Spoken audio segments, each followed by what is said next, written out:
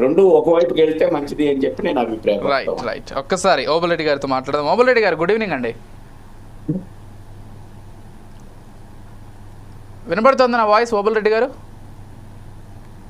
మీరు మ్యూట్లో ఉన్నట్లున్నారు, ఒక్కసారి అన్మ్యూట్ చేయండి, అక్కడ ప్రెస్ చేయండి మైక్ బటన్ పైన. ఇప్పుడు మాట్లాడండి. లే వినిపించట్లేదు ఓబులరెడ్డి గారు, ఒక్కసారి చూడండి. హలో,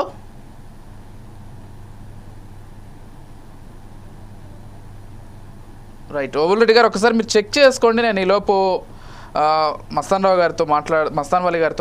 మస్తాన్ వలి గారు, ఎస్, ఇందాక మాట్లాడుతూ కొంత డిస్టర్బ్ అయింది మీ ఆడియో, కంటిన్యూ చేయండి.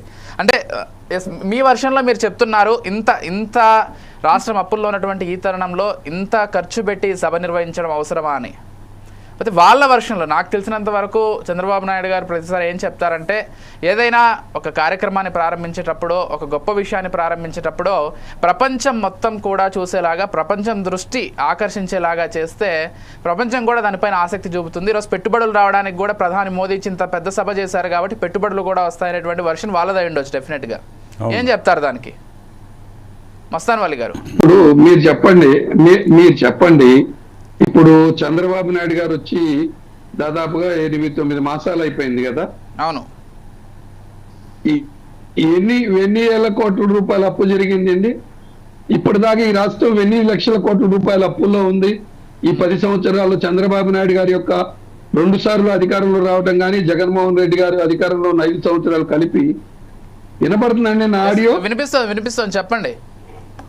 ఎంత ఈ ఆంధ్ర రాష్ట్రానికి ఎన్ని లక్షల కోట్ల రూపాయలు అప్పు ఉన్నాయండి? ఎక్కడ తీర్చాలండి? ఒక అప్పు తీర్చాలంటే సంపద ఉండాలా లేదా? ఈ సంపద ఎక్కడి నుంచి సంపద ఉంది? ఇవాళ భవిష్యత్తు ప్రతి భారతీయుడి నెత్తిన, ప్రతి పౌరుడి నెత్తిన 1,50,000 రూపాయలు అప్పు ఉంది. ఈ అప్పు ఎవడు తీర్చాలా?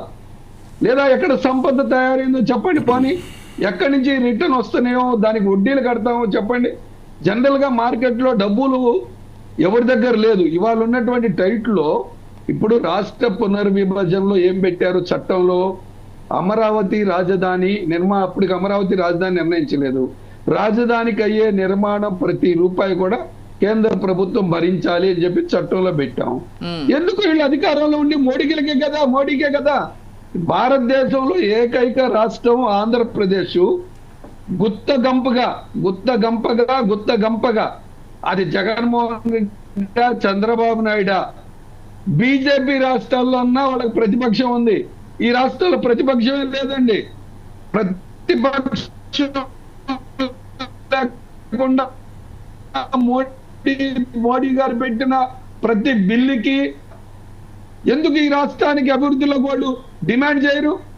తమిళనాడులో లోకల్ లెవెల్లో డిఎంకేకి ఏఐడిఎంకేకి 100 తగాదులు ఉంటాయి, కానీ రాష్ట్ర ప్రయోజనాలను ఎక్కడ తాకట్టు పెట్టరండి.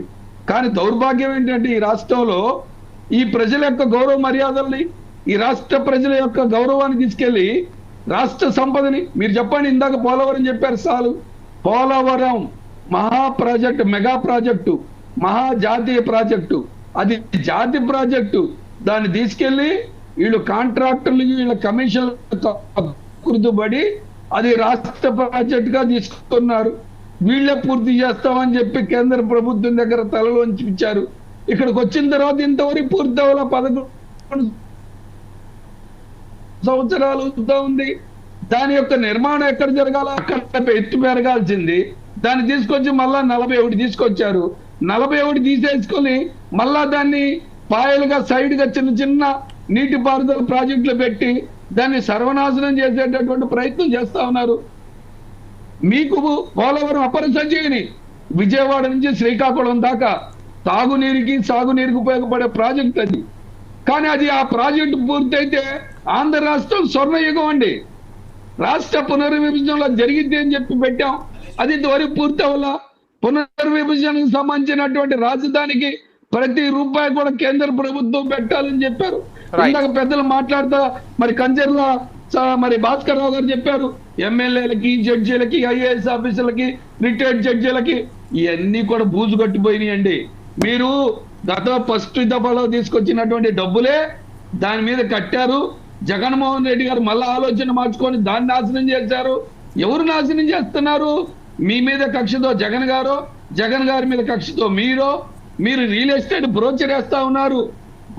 ఆంధ్ర రాష్ట్ర ప్రజలను మోసం చేయడం కోసం ఎవరైనా రియల్ ఎస్టేట్ వ్యాపారం చేసేవాళ్ళు అందమైన బ్రోచర్ వేసి మా దగ్గర తీసుకోండి, ఇక్కడ స్విమ్మింగ్ పూల్ ఉంటుంది, ఇక్కడ రైల్వే స్టేషన్ ఉంటుంది, ఇక్కడ పోర్ట్ ఉంటుంది, ఇక్కడ మీకు కావాల్సిన పార్క్ ఉంటుంది, ఇక్కడ మీ పిల్లలు ఆడుకోవడానికి అది ఉందని చూపించి వాళ్ళ యొక్క ప్లాట్లు అమ్ముకునే ప్రయత్నం చేస్తారు.